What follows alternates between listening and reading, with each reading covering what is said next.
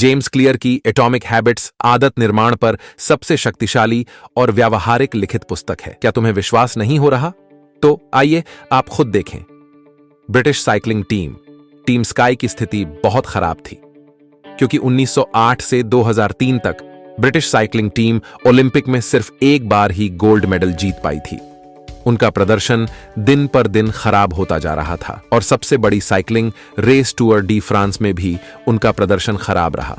इस स्थिति को देखने के बाद यूरोप की एक साइकिल निर्माता कंपनी ने उन्हें साइकिल देने से इनकार कर दिया, क्योंकि उन्हें डर था कि अगर लोगों को पता चल गया कि ब्रिटिश साइकिलिंग टीम इस कंपनी की साइकिल का इस्तेमाल करती है, तो उनकी बिक्री और प्रतिष्ठा पर बुरा असर पड़ेगा।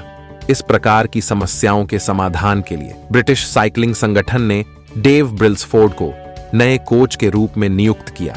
डेव ब्रिल्सफोर्ड पिछले सभी कोचों से काफी अलग थे, क्योंकि वह रणनीति के साथ काम करते थे, जो था सीमांत लाभ का एकत्रीकरण। यानी अगर हमारे काम का सबसे छोटा हिस्सा 1% बेहतर तरीके से किया जा सके, तो अंत में सभी भागों को जोड़ने के बाद परिणाम उत्कृष्ट होगा। डेव ब्रिल्सफोर्ड ने इस सिद्धांत को अपने काम में लागू किया। उन्होंने साइकिल की सीट को और अधिक आरामदायक बनाने के लिए उसे दोबारा डिजाइन किया। उन्होंने सवारों के लिए विभिन्न प्रकार के हल्के कपड़े जमाए। बेहतर पकड़ के लिए उसने टाई पर अल्कोहल मल दिया, और फिर भी वह वहां नहीं रुका। उन्होंने सुधार करने की कोशिश की।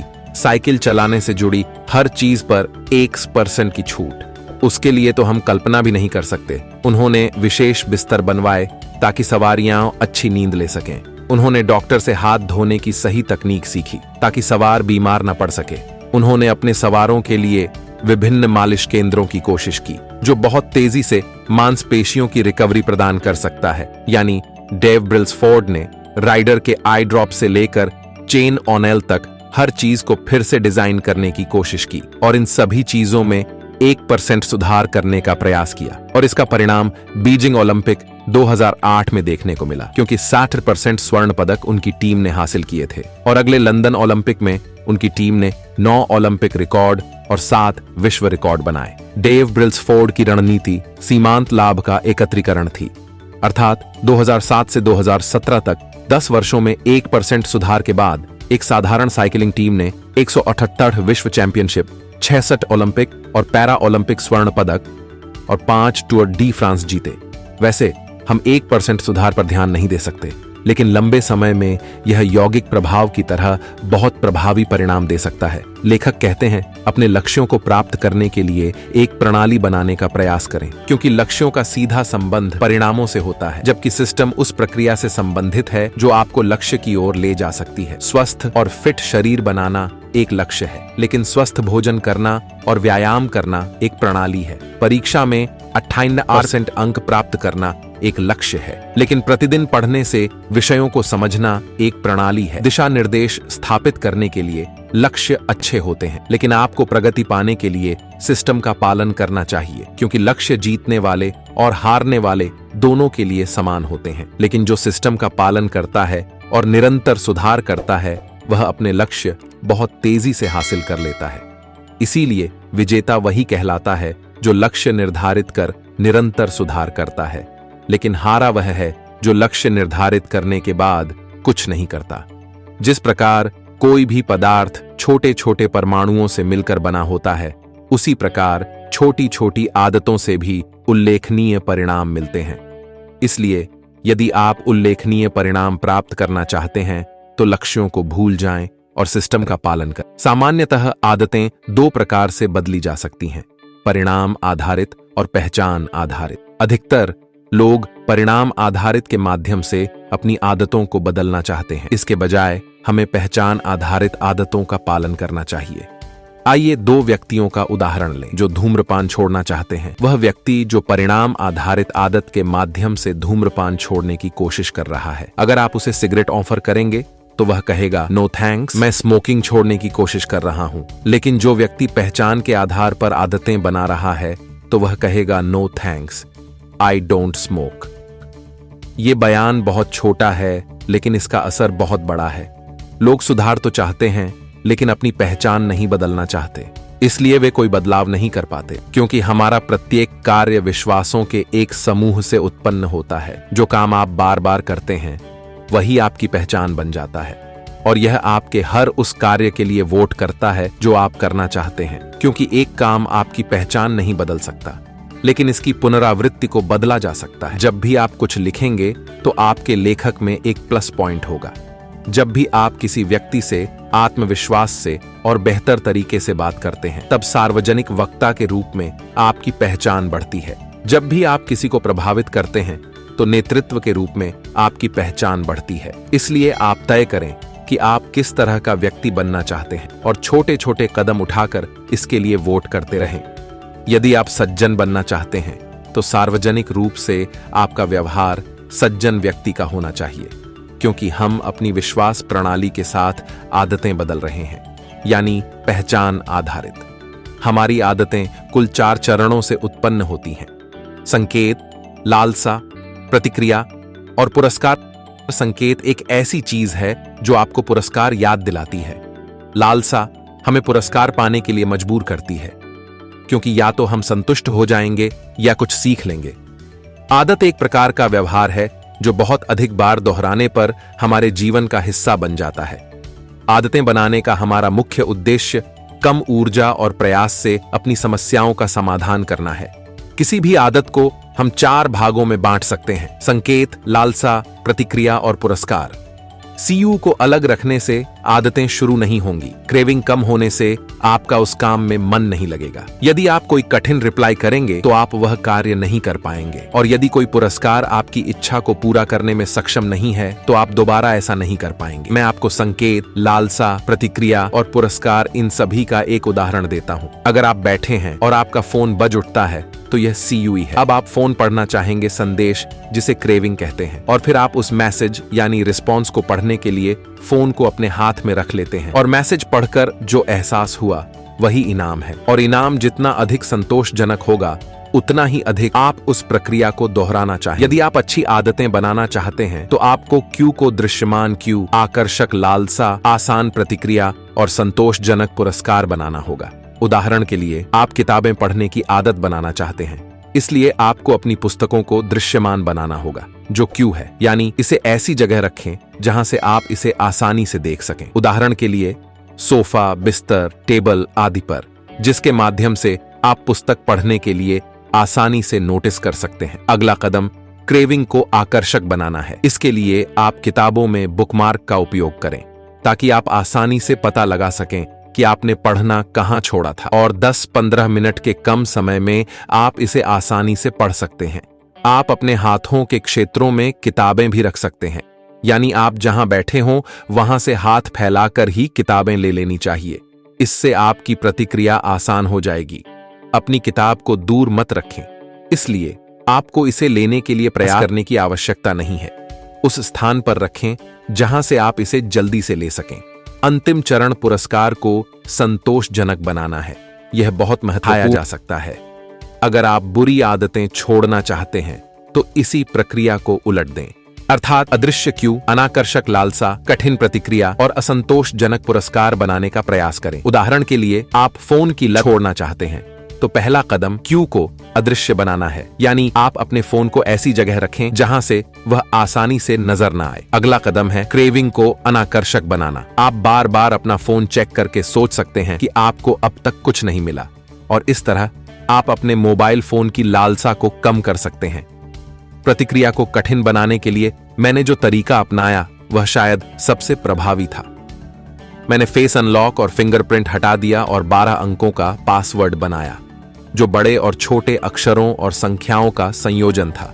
और इन कठिन पासवर्ड को टाइप करने में मुझे लगभग 15 सेकंड का समय लगता था। इससे कुछ दिनों से मेरी फोन चेक करने की आदत छूट, क्योंकि आपका मस्तिष्क थोड़ी सी भावनात्मक राहत के लिए याद करके जटिल पासवर्ड टाइप करना पसंद नहीं करता है। इसीलिए यह आपको बिना किसी आवश्यकता के अपना फोन अनलॉक करने के लिए नहीं कहेगा। आखिरी है पुरस्कारों को असंतोषजनक बनाना।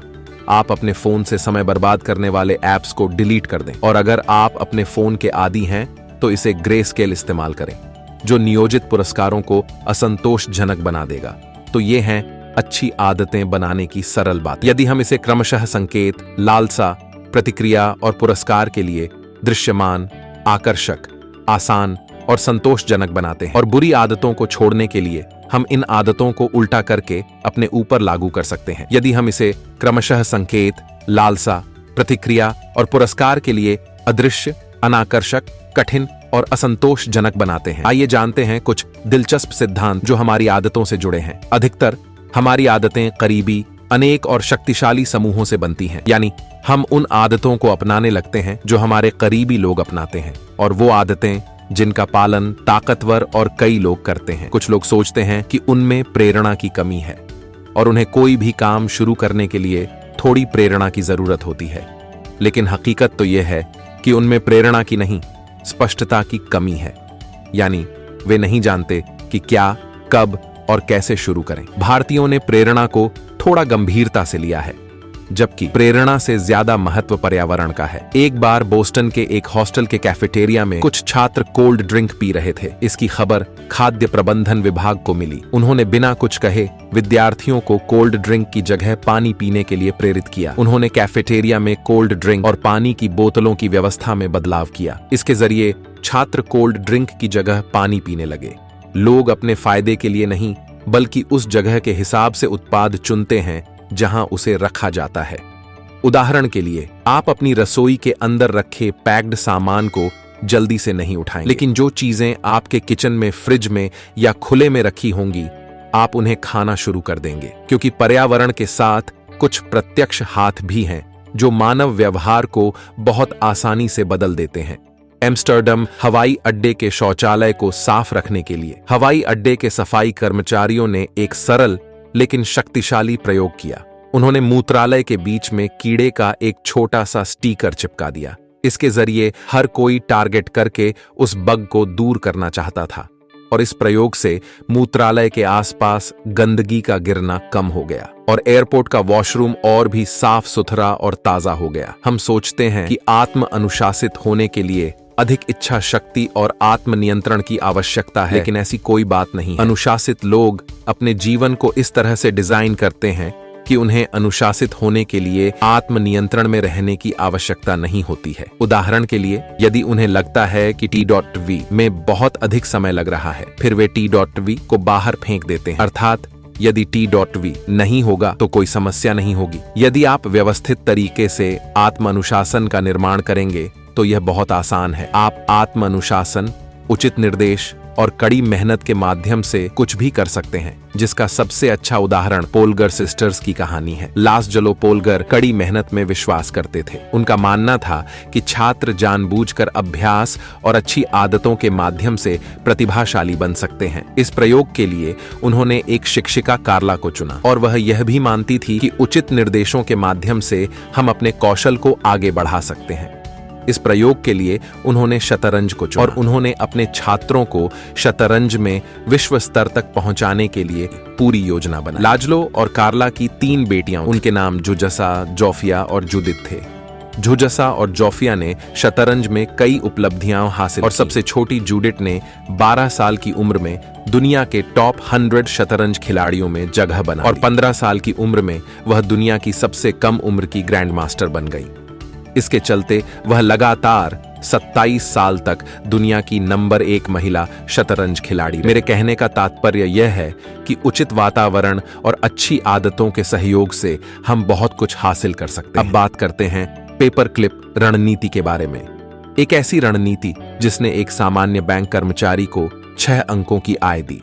स्टीफन की मेज पर 2 जार हुआ करते थे, जिसमें पहला जार 120 पेपर क्लिप से भरा रहता था और दूसरा खाली रहता था। स्टीफन हर दिन सेल्स कॉल करते थे और एक कॉल पूरी करने के बाद वह एक पेपर क्लिप को एक जार से दूसरे जार में डाल देते थे। इस तरह वह अपने दिन की शुरुआत इन 120 पेपर क्लिप से करते थे, और जब तक वह सभी पेपर क्लिप नहीं हटा देता तब तक वह बिक्री कॉल करता रहता था। स्टीफन के इस सरल रहस्य से बैंक को कुछ महीनों में $1 मिलियन का मुनाफा हो गया। इससे उनकी आय 6 अंकों में हो गई। पेपर क्लिप रणनीति हमारी प्रगति को दृष्टिगत रूप से मापने में मदद करती है। आप अलग अलग तरीके चुन सकते हैं। उदाहरण के लिए, मार्बल्स को एक कंटेनर से दूसरे कंटेनर में निकालना, लेकिन मुख्य उद्देश्य यह है कि प्रगति को दृष्टिगत रूप से मापकर आप अपना बायां समय देख सकें, जो आपको लगातार आगे बढ़ने में मदद करेगा। आदत पर नजर रखने के बहुत सारे फायदे हैं, क्योंकि जब आप मूड में न हो तो प्रगति को भूल जाना बहुत सामान्य है, लेकिन आदत पर नजर रखना आपकी कड़ी मेहनत का दृश्य